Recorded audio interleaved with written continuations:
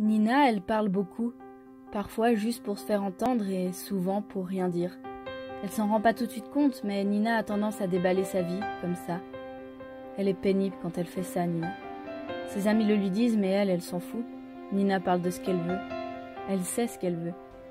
Elle vient, elle repart comme une vague dans l'océan de son monde. Elle est dans son monde et elle veut le partager. Des fois, Nina, elle ment. Quand on lui parle d'une sortie, elle dit qu'elle y est allée aussi. Quand on lui parle d'un concert, elle dit qu'elle connaît le groupe. Ça se voit pas souvent quand elle ment parce qu'elle-même, elle est convaincue de ce qu'elle raconte. Dans son monde à elle, c'est pas un mensonge.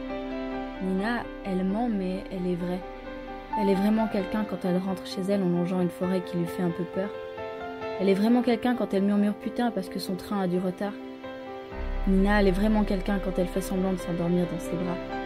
Elle est vraiment quelqu'un quand son cœur se serre parce qu'elle est jalouse. Elle est vraiment quelqu'un quand elle prend son journal le matin. Elle est quelqu'un quand elle va boire un verre avec ses copines et elle est quelqu'un quand c'est le verre de trop.